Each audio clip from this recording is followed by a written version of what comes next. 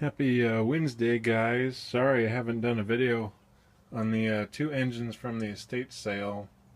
The other Briggs runs, and this one has no spark, and I cannot get the flywheel off of it. So I'm still thinking on what to do. But in the meantime, this followed me home. This is a Kohler K161. And it belongs on this Bilt tiller.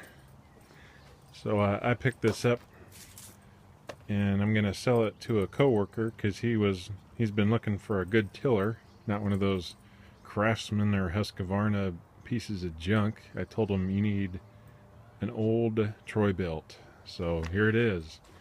The gentleman story is on it is that it was running lean. So they took the engine off to rebuild it, and it just kind of sat on his workbench for over a year. And then he posted it for sale, and I purchased it, and this is what I got. So the overall body of it looks to be in very good shape, besides the decals, but you can buy those.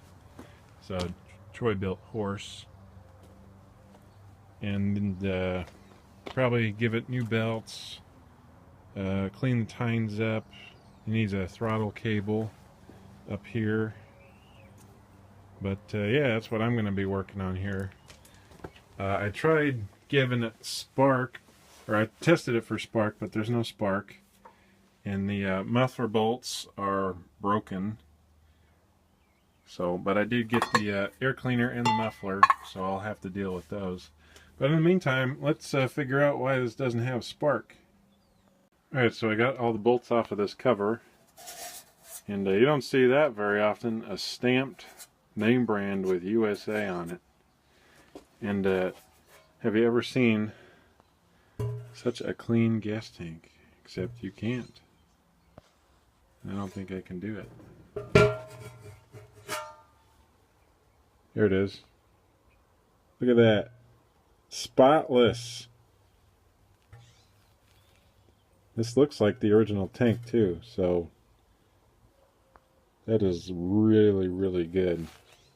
It is also drained of its oil, so I won't be starting it in this video. I'm just assessing why we don't have spark. And they were kind enough to include a printed owner's manual for it. It's an old Wisconsin. I don't have much experience with Wisconsin, but I do know they are very well built, because these Bilts are very sought after for gardeners and all sorts of different kinds of people. So just getting this recoil off was quite the chore. But it is a big old flywheel with the it's got some rust. Yeah, we can clean that up. That is a big honking thing. Holy cow. That's kind of an interesting clutch mechanism. No ball bearings required. At least I don't think anyway. Yeah, just the kind of a Craftsman style. I don't even really want to say that name in front of this thing, because this thing's probably, I don't know how old it is. K161T, spec number 7 horsepower. This thing is a honking thing for 7 horsepower. But let me get this flywheel off, and we'll take a look at the points here. Alright, so we got the flywheel off, and lo and behold, there's no points behind the flywheel. The coil's there, but the points are conveniently located in this little box by the carburetor here. So that makes life a lot easier. Of course, then I tore it apart for no reason, but it does give me a good assessment on the state of the coil and everything else. I'm just making excuses. That's a terrible excuse.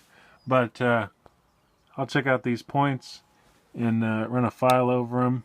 They look a little bit, got a little bit of spotting on them there, and see if that makes a difference.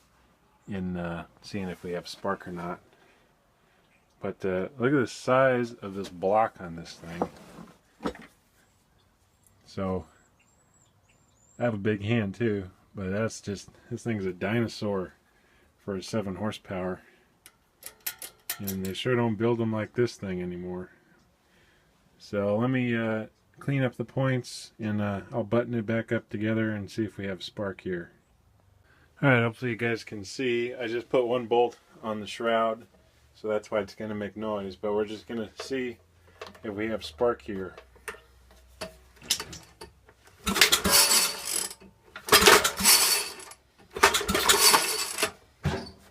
So it looks like we got spark. So that was easy. So now the plan is to go through it. I'm not going to totally rebuild it. I'm going to check the head, check the valves, probably get the rust off the fins there, paint the flywheel, protect it from more rust, and deal with the carburetor or the muffler bolts, and then go through the carburetor. I might give her a fresh coat of paint, make her look good. Other than that, that's what I'll be doing after work for the next couple of days. So there's another look at the muffler bolts. Those aren't terrible for getting out. Just glad nobody else got to it before I did. Alright guys, this is it for this one. So thanks for watching and subscribing, and congratulations, we made it over 50 subscribers, so that's really cool. Thanks for your help and comments, and we'll have more videos on this thing to come, so stick around.